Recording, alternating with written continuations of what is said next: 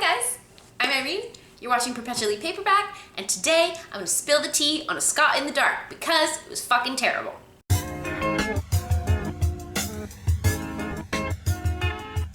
Okay, so this is surprising for a couple of reasons.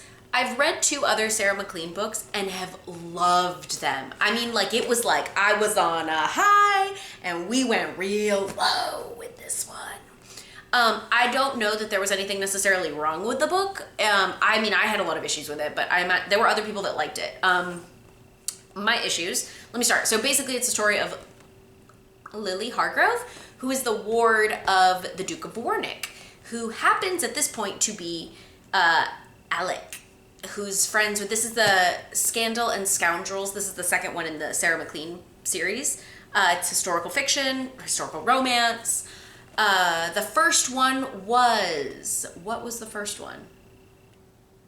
The Rogue Not Taken. Oh, that was fantastic. I loved it. That was so good. And then after that, I was like, I'm going to read the second one in the book, or in the series, because I like to do that. I usually like to read series in order. And this was the second one. And wow, I almost DNF'd it. Had it not been because I wanted to do a video on the whole series, honestly, I probably should have. So anyway, so it's this ward and this duke, and he's the deluded duke. He's basically the 18th in line, and she's been the ward of like all the consecutive dukes. And it's been like, they're like massively wealthy because they've attained the wealth of all of the ones that have died. So at this point, and he like doesn't even know that she's the ward because they have a shitty solicitor, which I thought was just kind of a poor plotline, honestly. Or like, it was weird. But he doesn't even know until way later, and when he shows up, it's at the same time that Lily happens to be seeing this artist named Derek, and he's a douche. And he basically tells her, like, I'm going to let me do this nude of you, and no one's going to see it. Well, of course, he submits it to the Royal Academy, and of course, it gets picked as the jewel of the season, which essentially means they called it something else, but basically it's the one that's going to be exhibited on the very last day of the exhibit, and then it's going to tour around England. She's mortified. So then she basically proceeds to spend the rest of the book trying to get this painting back. And she's like very heartbroken because she thought she was in love with this person. This was my second issue with it. The insta love was so insta that I had to go back 2 or 3 times to really be like, I'm sorry, what the hell happened that these two are now in love? I'm sorry, she just loved the other guy. It literally felt like that. So at this point, she's mad at him for having done this and submitted it to the Royal Academy and essentially causing her ruin. And I think she's like 21 or 22 or something. She's like not young, so she's like had some kind of sexual experience. They touch on it. And yeah, they touch on it. But basically, so at this point, Alec comes, realizes that he has this ward, and is basically trying to do right by her. So he's got this whole plan in his mind that he is going to get her wed to someone that can take care of her and do right by her ultimately.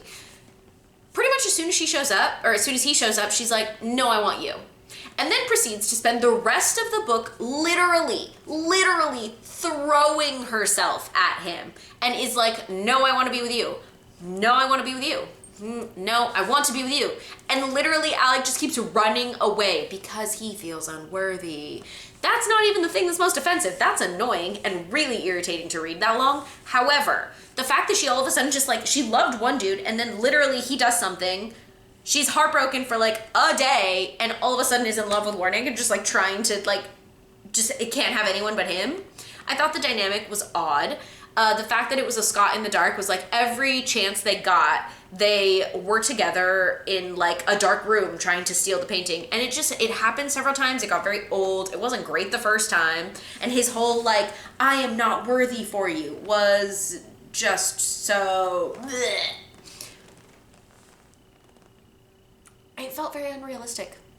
Like, you're an idiot. And also at that point, I literally wanted to be like, girl, grow some standards. If he has left you once, if he has left you twice, straight up abandoned you, bitch, go away. No, go somewhere with yourself. Why do you want that? Obviously, I couldn't relate.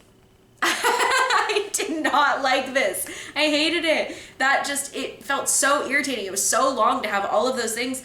I don't want to say the writing was poor necessarily. I just thought, I mean, The fact that you couldn't like develop a relationship was freaking irritating. And then the ending, don't even get me started on the ending. It went full circle. We started at the beginning and then, so it felt like nothing happened. And that was honestly the most offensive part. Like it literally felt like nothing happened. Like great, good for her taking over her own journey and everything. Like love it. Love yourself.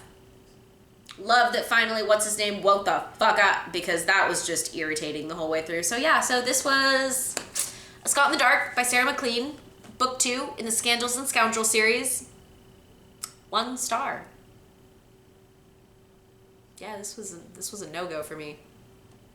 This wasn't it. This wasn't it. I would really love to talk to you about this one if you liked it, because honestly, tell me why. Like, make me understand, because I just don't. This one was, yeah, I just don't. Definitely gonna read the rest in her series, because there's gotta be a middle of the road, right? Like I've got it, like I loved the first one, hated the second one.